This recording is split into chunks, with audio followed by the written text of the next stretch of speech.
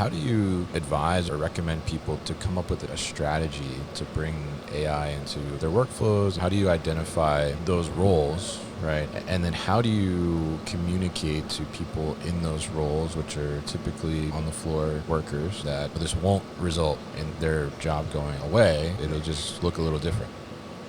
The simple way of looking at it, and I always believe in the ideology of starting with the end in mind, I would say start adopting and learning about AI because it's there to help your job. There will be work for everybody out there.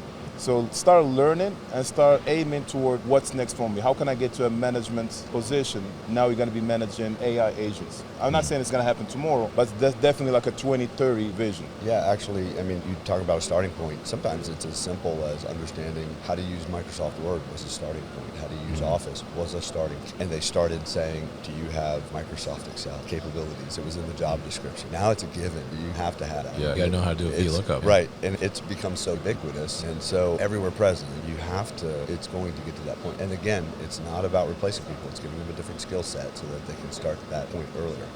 AI becoming prevalent in your onboarding process with your operators, for instance, as training tools are starting to incorporate as well. I know it's some of the things that we do with ours because every system is going to be different. You're going to want to have an operator when you onboard them. How fast can I get them productive? Right.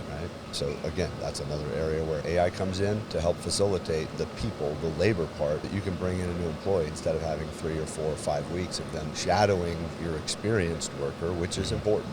You still have to have that, but you want to capture that tribal knowledge too. And if you can encapsulate it, and AI can help with some of that so that you can get people up and running and productive in their role. Because the faster people see success in their role, the more likely they'll continue being successful in their role and they'll continue growing. And that's where AI can come in with you, help augment some of that training in the workforce.